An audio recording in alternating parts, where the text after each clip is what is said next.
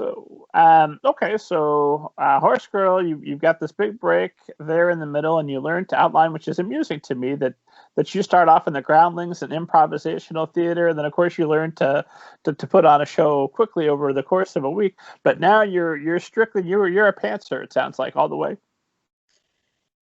Yeah, I mean, I had to. Yeah, now I know. Like, I'm sorry, a plotter, not a pantser. A plotter. Yeah, I started off with a hubris, because that's how, when you're writing improv, you just listen and make it up and build and build and build.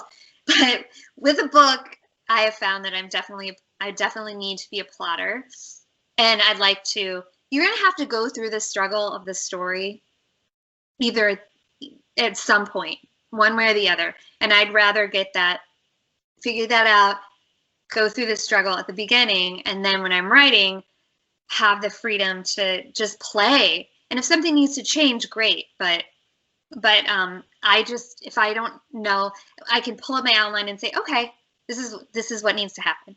Let's do it. And it gives me great comfort to have a plan. Is that similar when you're doing columns? Do you plan those in advance as well? What's that? Sorry, can you repeat? With Skype, we get just a little bit of overlap, which is occasionally frustrating, but otherwise wonderful. Thank you, good people of Skype. You're doing great. When you do your columns, is that also true that you make a firm plan for how you're going to write those? Yeah, when I'm writing articles, if I'm interviewing someone, what I love to do, I am very dialogue driven, so I get all the quotes together, and I often think about it as that I'm weaving the story through the quotes, but I don't know till the end how it's gonna. I rarely know till the end how it's all gonna come together till I've gotten all the quotes from all the people I want to talk to. When I'm writing columns, sometimes there'll be an anecdote that pops out that I know I want to start with, and sometimes I have to figure out after. But when you're writing 1,000 or 2,000 word article or even a 500 word, you don't have, there's not a lot of like plotting, planning. You're doing it pretty quickly. It's fine. Novel, different story.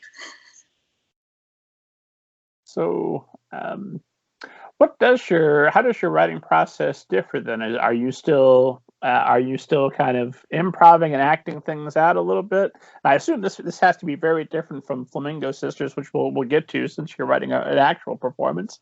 But when you're writing something that's going to be read, are you reading it out loud? Are you performing the characters, or are you just writing it? What's your process?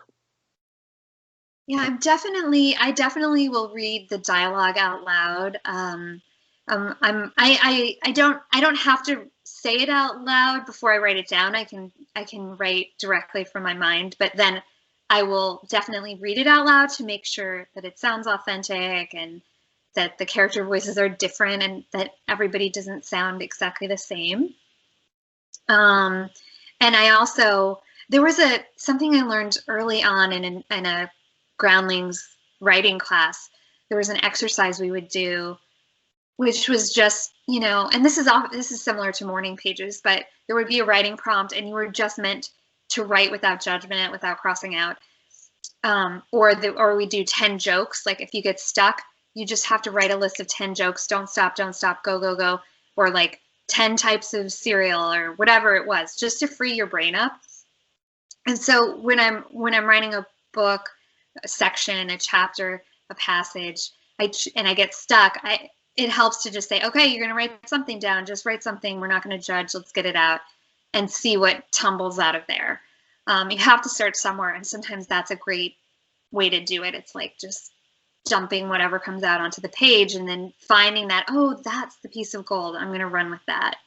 But you can't write and judge at the same time, even though I mean, you can, because I do it all the time, but it's not beneficial.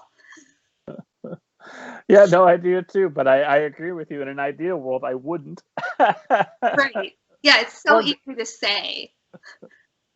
That's not true. I go for very long stretches where I'm able to pull it off. That's good. But not yet indefinitely. I aspire to one day that will be the plan. But it's such fun when you find scenes like that. you know, where it's just, oh, I can't wait to write this. Oh, this is going to be so fun. I can't wait to just get this all out. Those moments are so, that's what makes it worth it, right?